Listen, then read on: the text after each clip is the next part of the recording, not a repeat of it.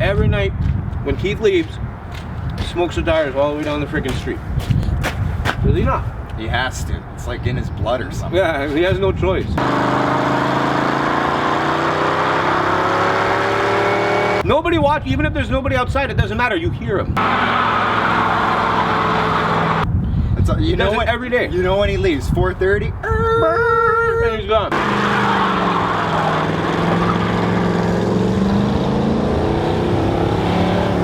I bet you I flat spotted the tires on my truck when I hit the brakes.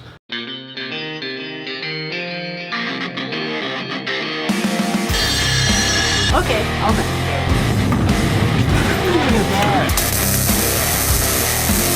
Yeah. Oh yeah, man. Oh.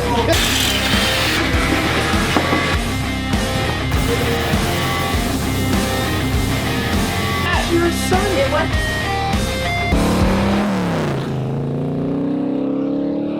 Update from last week. We promised to be a lot of progress on the Dart, and there has been. We've got the customers come in to have a look at it. He's in love with it, and what we've done since is, with his input, we've decided on the stripe package on the back of the car. So Chris has laid that out. I think we've got a bit of video on that. The rear window's now installed. We've got to do the trim work around that. Front window's in. We're just setting ride height. We've taken the car for a test drive. It's got way more power than we anticipated, so we got a little bit of wheel hop, and we'll talk about that a little later. Interior's virtually finished. We're just setting up a little bit more spring height on the front of the car, so it's got the right stance, and virtually there. So Chris and I are brother and sister, if you haven't figured that out yet.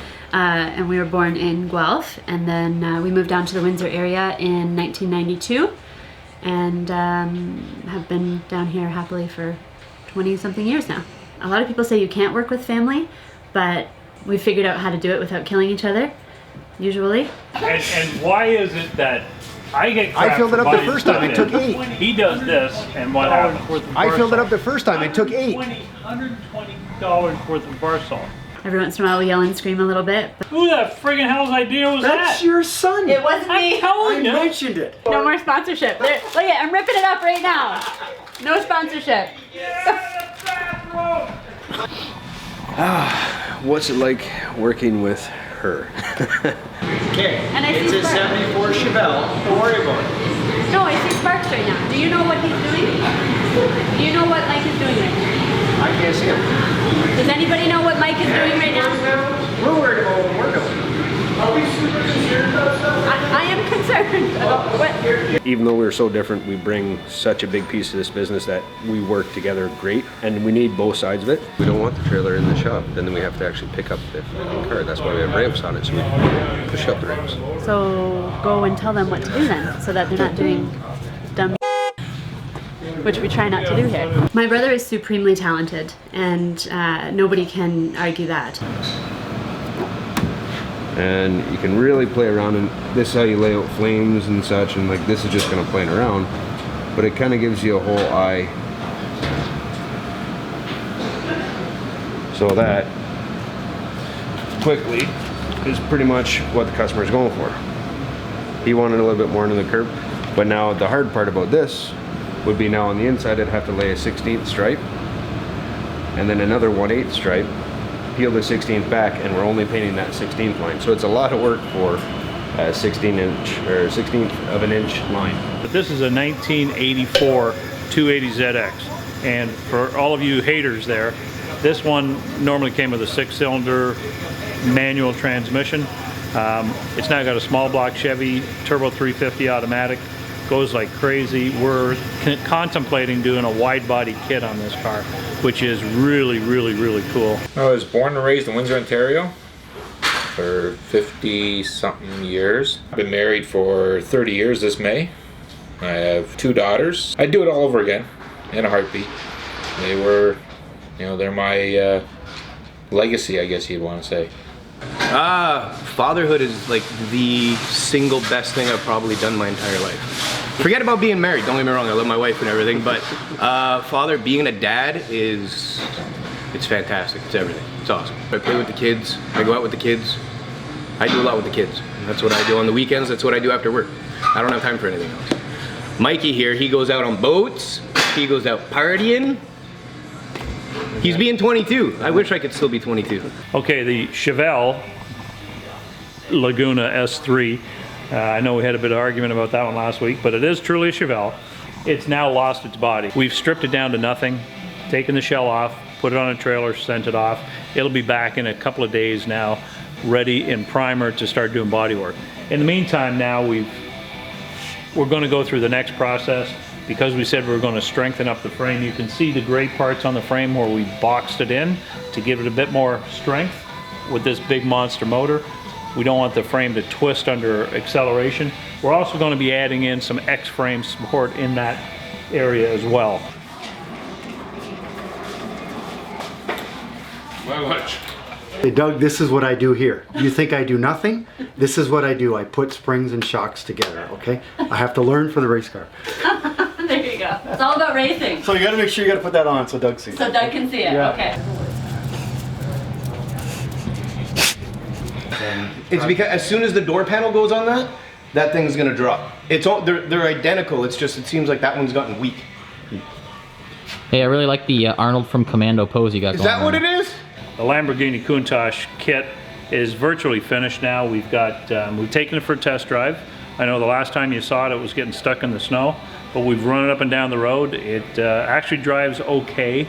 We need to do some alignment in the back end because as part of this kit, we actually add about 8 inches to the overall length of the original donor car, which is a Fiero.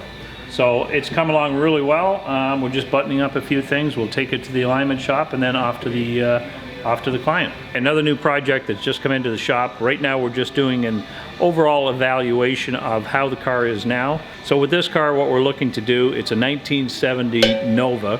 It's got a big block 427 in, originally a 6-cylinder car, so there's a bit of suspension work that we want to do in the front. It also has the original brakes. That big horsepower monster in there is not going to want to stop real quick, so we're going to put on a set of drop spindles on the front. We're going to put disc brake conversion kit on it, so you'll see how that all goes in play. We're going to drop the back end of the car a little bit. We've got an exhaust system to put on it. We've got some electrical work. We've got to finish up the motor and do the first fire like we did on the Laguna. So we'll do that all within, once we get approval from the client, we'll do that all within a few weeks. About that stuff, and all I mentioned was the kids, and I'm like, wife, whatever. But yes, my wife and family are fantastic and awesome, and I couldn't do any of this without them. They're great. And that, ladies and gentlemen, is what we call brownie points. Last week we talked about Obsessive. This is the 67 GT500 Shelby Mustang.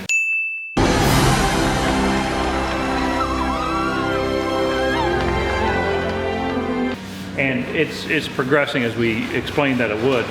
We have the finished hood here, or I should say semi-finished hood. The design is all done, the fabrication work is all done, and it's now, I think, got the carbon fiber on it already. Yes. Is that correct? Yeah. So the carbon fiber inlays have all been done. We vacuum bagged these down. We can now, you can't see it real well, but if we have any, this is kind of cool to watch. There's the carbon fiber. Okay.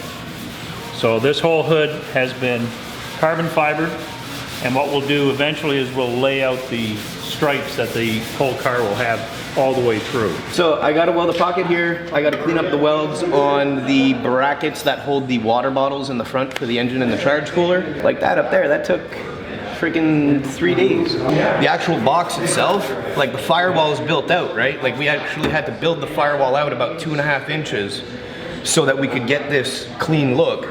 And then we wanted to hide the all the containers for the clutch and the brakes for the reservoirs, because he wants a very clean engine bay. He doesn't want anything in here whatsoever. He just wants to see engine, that is it.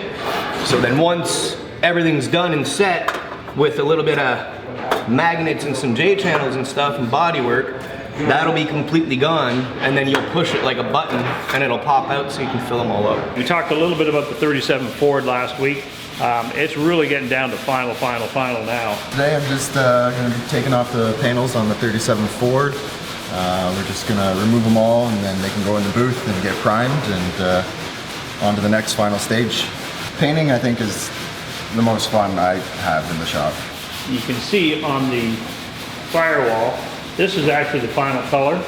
So the car is going to be all in a, we'll call it a midnight blue. The dogs were typing on your computer? No, they weren't. Swear to God, go look at the paw prints. Come on. Yeah? Oh, you can't read this one. Okay. I just saw it and I'm like, why is it so dirty? Dog gun up. It's a dog porn. This is the 68 Dynacorn bodied Mustang. We've gone over this a bunch of times, and again, like we saw in the other car, carbon fiber stripes all the way up through. We're really trying to be extremely tight on our fitment on this car. So we've gone over and over and over on this car a number of times now. Want to make sure that this is extremely good for the customer because he's had a difficult time with the first build of this car by another builder, so we want to make sure it's perfect. Look at all the Sharpies. I need one. Mike! He won't give me one until I give you one back, so. So You're what he's doing hoarding is taking them out of the Sharpies. garbage, he's sticking them over there, and then he's coming back to you every week or so and asking for a brand new one. Give me that Sharpie. No. Just gonna mark them all. It's funny, remember all the Sharpies I had in the I van? will need another Sharpie Yes? for the rest Remember of when the I showed you? Yes? This is what I have left. And who'd you say has a whole bunch of Sharpies? There's all my Sharpies. freaking Sharpies. Stop leaving them around then. He picks them up. Oh, yeah. Smart man, Mike. You're a smart man.